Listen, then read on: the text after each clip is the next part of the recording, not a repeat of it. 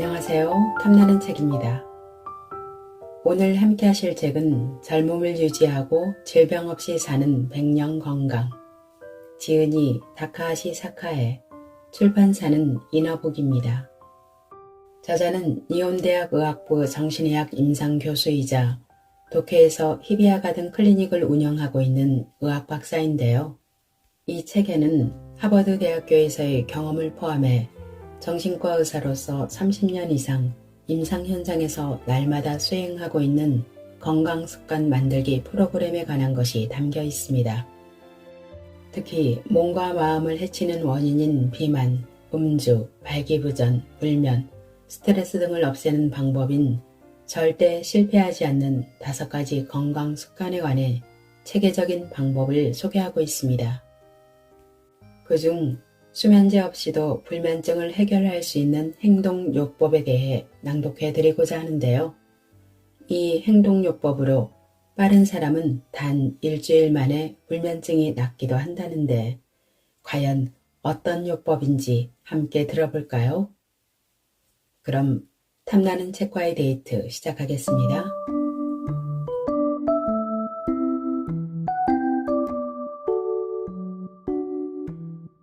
마음을 치료하는 정신과 의사가 왜 몸을 건강하게 만드는 습관에 관해 이야기하려 하는지 의아해하는 사람도 많을 것이다. 우리는 마음과 몸을 별개의 것으로 여기기 십상이지만 사실 마음과 몸은 때려야 뗄 수 없는 동전의 양면과 같다. 그러므로 정신과 의사는 마음을 치료할 때 수술칼을 들지만 않을 뿐 신체적인 면에도 매우 주의를 기울인다. 다른 진료과 전문의와 협력하면서 신체적인 면에 관해 환자에게 정확한 조언을 해주는 정신과 의사야말로 명의라고 할 수 있다.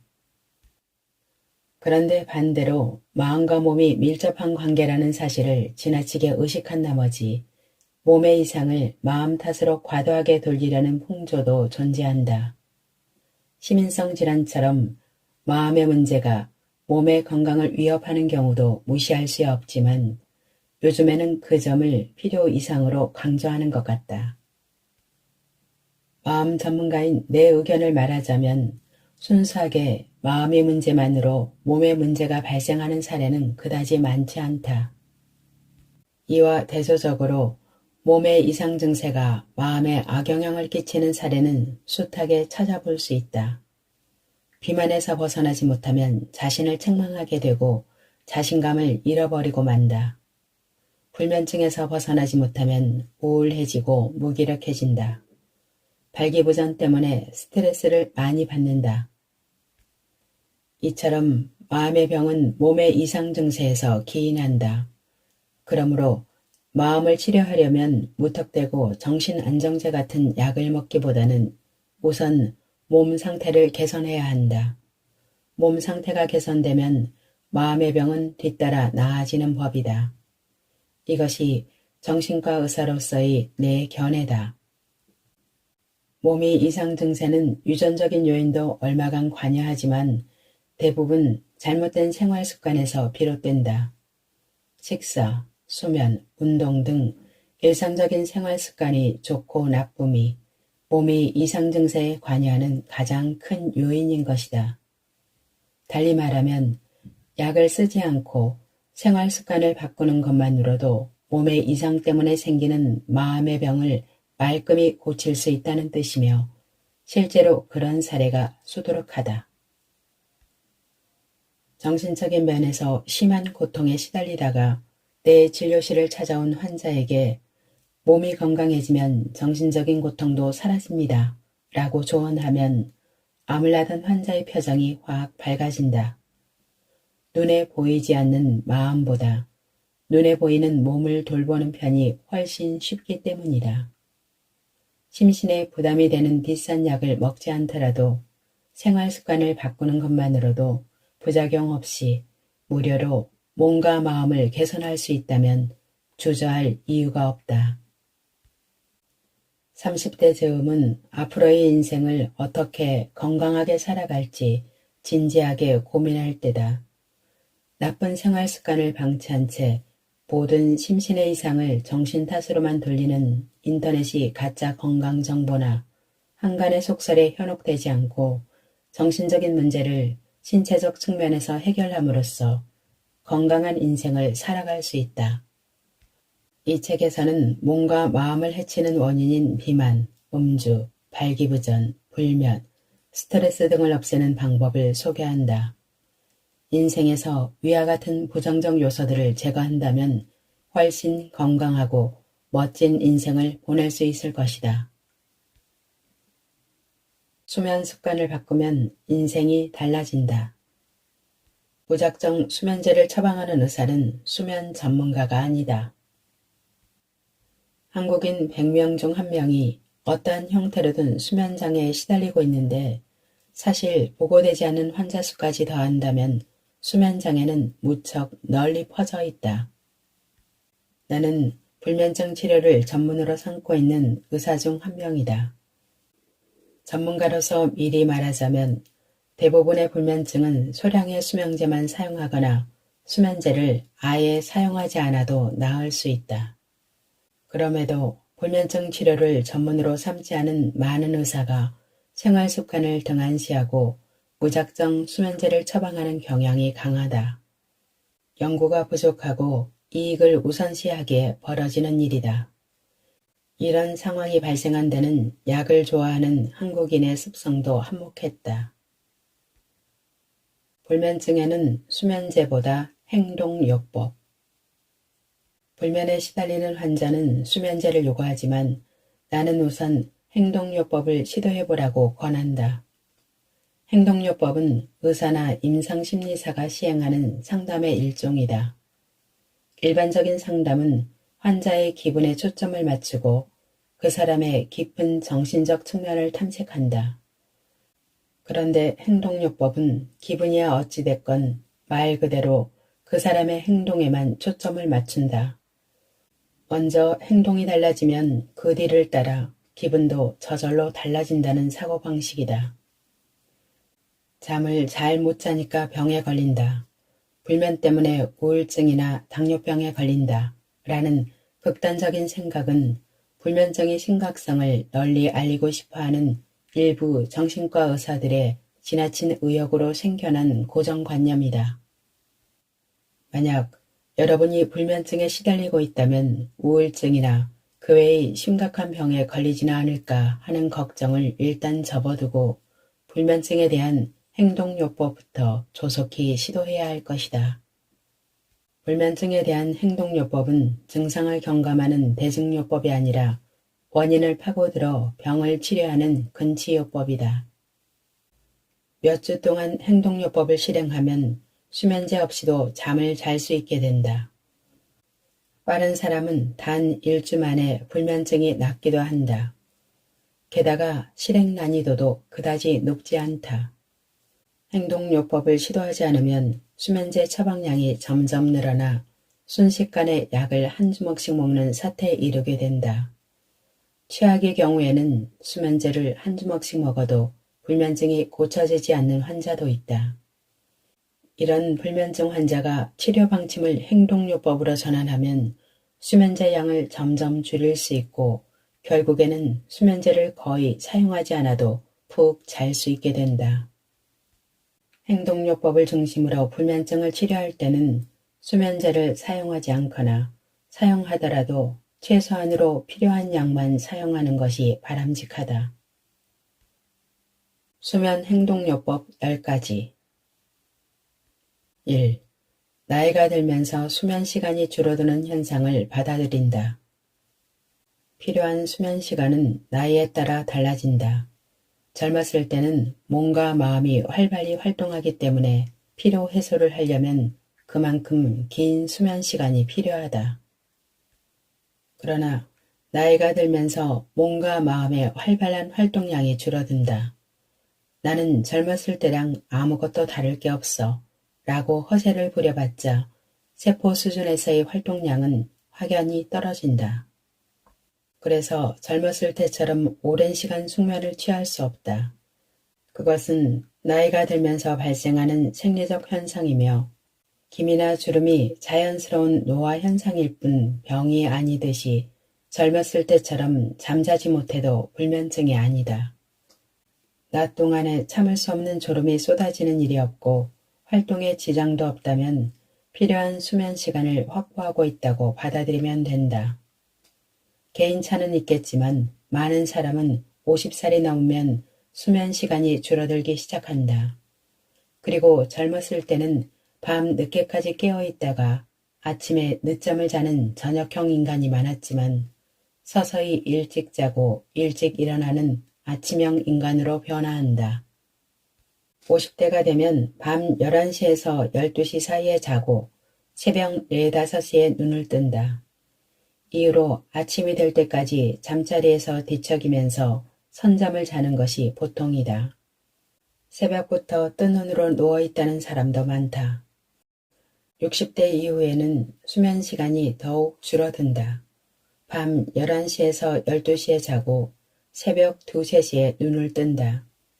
이후로 아침이 될 때까지 깊은 잠에 들지 못한다. 내 진료실에도 가끔씩 70대 환자가 찾아와 5시간밖에 못 자는데 저는 적어도 6시간은 자고 싶어요 라고 푸념하기도 한다. 그런 환자에게는 70대가 되면 6시간 이상 푹 자는 건 힘듭니다. 지금이 정상입니다 라고 설명한다. 불면증이 아니니까 수면제는 처방해드리지 않을게요 라고 덧붙이는 것도 잊지 않는다. 이런 환자에게 매번 수면제를 처방하고 일주일마다 병원에 오도록 하는 의사는 좋은 의사라고 말할 수 없다. 적당한 수면 시간과 관련해 롱슬리퍼와 셔터슬리퍼라는 용어가 있다. 롱슬리퍼는 9시간 이상 자야 피로가 풀리는 유형이고 셔터슬리퍼는 5시간 이하로 자도 충분한 유형이다. 나는 셔터슬리퍼여서 새벽 1시에 자고 아침 5시에 일어나는 4시간 수면으로도 하루 종일 졸리지 않고 컨디션도 양호하게 유지한다.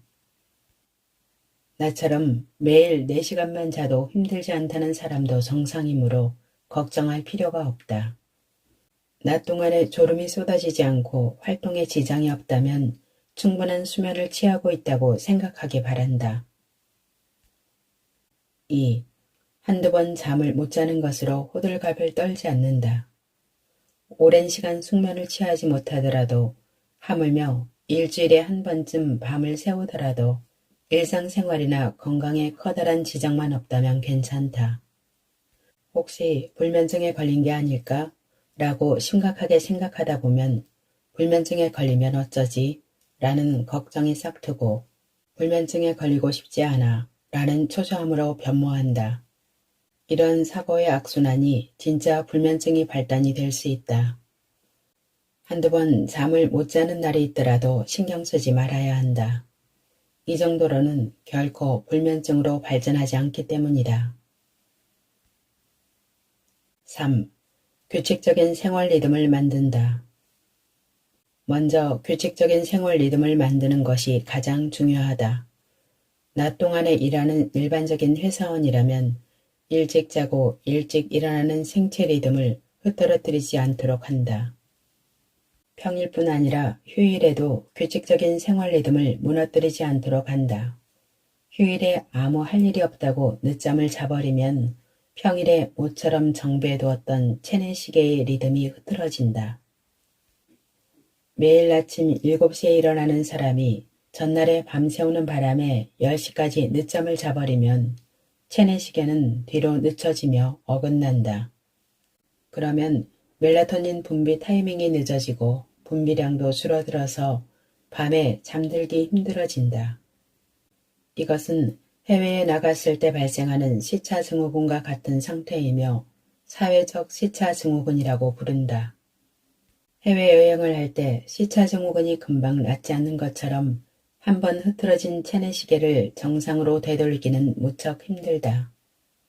아침에 정해진 시각에 일어나도록 노력하더라도 체내시계가 정상이 될 때까지는 2, 3일이 걸린다. 주말마다 늦잠 자기를 반복한다는 것은 주말마다 해외에 나가는 것과 같다. 이런 상태에서는 한 주가 시작되는 월요일에 평소 출근 시간에 맞춰 일어나더라도 졸음이 가시지 않고 컨디션이 좋지 않다. 이것이 이른바 월요병이라고 불리는 현상이다. 애초에 휴일에 늦잠을 잔다는 것은 평일의 수면 시간이 부족하다는 증거다. 휴일에 늦잠을 자지 않아도 문제없도록 평일의 수면 리듬을 제대로 갖추어야 한다. 휴일의 늦잠은 1시간 이내로 억제하는 것이 좋다. 4.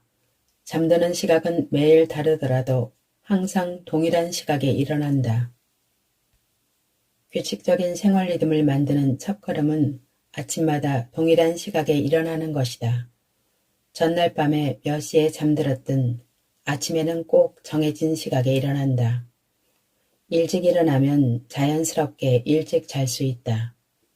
체내시계는 아침 햇살을 쐬고서부터 움직이기 시작하므로 아침에 일어나는 시각에 따라 밤에 졸음이 쏟아지는 시각이 결정되는 것이다. 5. 낮잠은 30분 이상 자지 않는다. 밤에 잠이 안 온다고 불평하는 고령자 중에는 알고 보면 낮잠을 길게 자는 사람도 적지 않다. 오후의 졸음을 쫓으려면 30분 이내의 낮잠을 자는 것이 효과적이다. 30분 이상 낮잠을 자버리면 밤에 잠드는데 지장이 생기지만 30분 이내라면 그럴 염려가 없다. 30분 이내의 짧은 낮잠은 영어로 파워냅으로 불리며 머리를 맑게 하고 생산성을 높인다. 업무 능률이 높아지면 하루 일을 얼른 끝내고 일찍 퇴근할 수 있으므로 긴 수면 시간을 확보하는 데 도움이 된다. 늦은 시각에 낮잠을 자면 아무리 짧은 낮잠이라도 밤에 잠드는 데 지장을 초래하기 때문에 낮잠을 자려면 오후 4시 이전에 자는 것이 좋다. 6. 온종일 빈둥대지 말고 되도록 신체를 움직인다. 인간은 주행성 동물이기 때문에 낮에 가만히 있거나 빈둥거리지 말고 적극적으로 신체를 움직여야 한다. 몸을 움직이는 데는 근육뿐 아니라 뇌의 역할도 크다. 근육을 움직이라고 지령을 내리는 사령부가 뇌이기 때문에 몸을 활발히 움직일수록 뇌가 피곤해지고 졸음을 느끼게 된다. 앉아서 일하는 시간이 긴 사람은 엘리베이터나 에스컬레이터를 타는 대신에 계단을 오르거나 기분 전환으로 멀리 산책하러 다녀오는 등의 방법으로 낮 동안의 운동량을 늘려야 한다. 7. 매일 아침에 햇빛을 쬐고 저녁 이후에 강한 빛을 되도록 쐬지 않는다. 우리의 생체 리듬은 밤에 캄캄해지는 것이 당연한 원시시대의 설정을 그대로 간직하고 있다. 체내시계의 메커니즘을 고려하면 날이 밝을 때 활동하고 날이 어두워지면 휴식하는 생활이 바람직하다. 아침에 정해진 시각에 기상하면 커튼을 열고 방에 햇빛이 쏟아지게 한다. 아침에 날마다 체내시계를 재조정하려면 5000럭스의 밝기로 약 1시간 동안 혹은 1만 럭스의 밝기로 약 30분 동안 빛을 쐬어야 한다. 화창한 아침 창가의 밝기는 1만에서 2만 럭스이므로 창가에 앉아 신문을 읽거나 이메일을 체크하는 사이에 체내시계의 재조정이 완료된다. 흐리거나 비 오는 날에도 실내의 밝기는 5천에서 1만 럭스 정도이므로 아침에 잠깐 산책하고 들어오면 체내시계의 재조정이 충분히 이루어진다. 해가 져서 바깥이 어두워지면 가급적 강한 빛을 쐬지 않도록 노력한다. 빛을 쐬어버리면 수면 호르몬인 멜라토닌의 합성에 제동이 걸리고 그와 함께 체내시계가 늦춰지면서 밤에 잠을 이루기 어려워진다. 스마트폰, 컴퓨터, 태블릿 등이 발산하는 빛은 자칫 등한시하기 쉽다. 이 빛은 자외선과 비슷하게 파장이 짧고 자극이 강한 블루라이트가 포함되어 있어서 가까이에서 장시간 쐬면 멜라토닌 분비량이 떨어질 우려가 있다. 긴급할 때가 아니라면 밤 10시 이후에는 스마트폰이나 컴퓨터를 보지 않는다는 규칙을 정하고 지켜야 한다. 8. 저녁 이후에는 카페인 음료를 삼가한다. 카페인은 뇌 속에서 흥분을 억제하는 메커니즘을 방해해서 강한 각성작용을 발휘한다. 카페인은 섭취한 후 3시간가량 효과가 지속된다. 개인차가 있기 때문에 어떤 사람은 각성작용이 4~5시간이나 지속되어 잠을 이루지 못하기도 한다. 카페인은 커피에만 들어있는 것이 아니다. 코코아, 콜라, 녹차, 홍차, 우롱차 등에도 카페인이 꽤 들어있다. 야근의 피로를 풀기 위해 피로 해소제나 에너지 음료를 마시는 습관이 있다면 조심해야 한다. 이러한 음료에도 카페인이 많이 함유되어 있기 때문이다. 9. 매일 욕조 목욕을 한다. 여성보다 남성은 욕조 목욕을 귀찮아해서 그냥 샤워로 때우려는 사람도 많을 것이다. 특히 바쁜 회사원은 욕조에 물 받는 시간조차 아까워서 욕조 목욕을 안 하려는 경향도 있다. 그러나 불면증에서 해방되고 싶다면 매일 욕조 목욕을 하는 것이 좋다.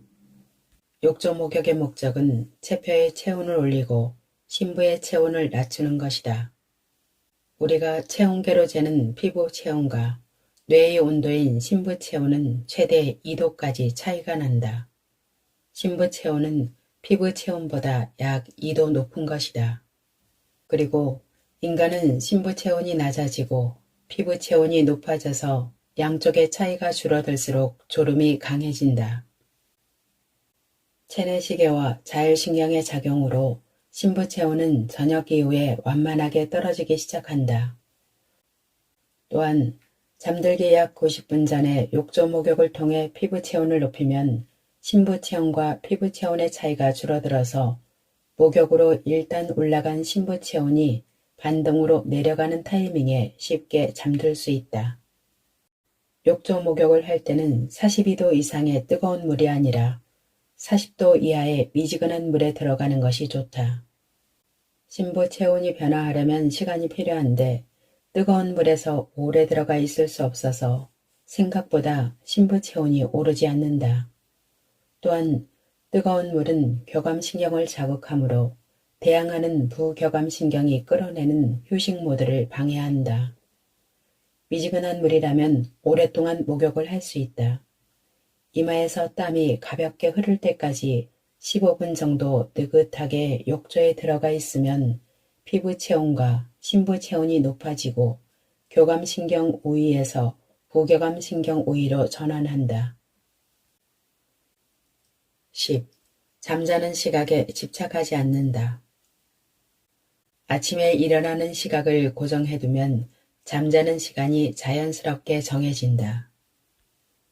내일을 위해서 얼른 자야 하는데 하고 초조해할수록 오히려 잠들지 못했던 경험이 누구에게나 있을 것이다. 몇 시에 자든 내일 일어날 시각은 이미 정해져 있으니 얼른 자려고 노력할 필요가 없다.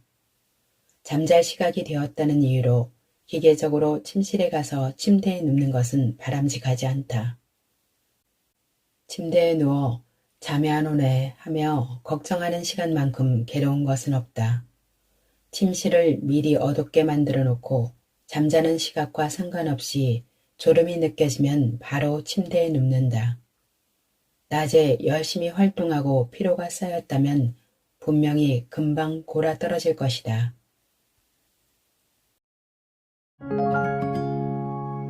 오늘의 낭독 여기까지입니다. 끝까지 함께 해주셔서 감사합니다.